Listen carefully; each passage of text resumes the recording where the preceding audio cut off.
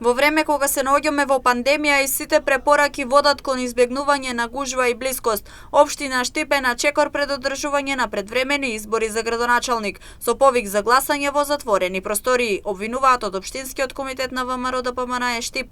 Изборите во недела не само што немаат цел, туку тие и го загрозуваат јавното здравје. Цела година ги слушаме пораките на министерот Филипче за намалување на нашето движење, а власта во есенскиот пик веќе организира избори. Во Штип моментално во изолација се илјадници граѓани, а имаме и стотици заболени. Но власта се однесува неодговорно кон јавното здравје и повикува на гласање во затворени простории.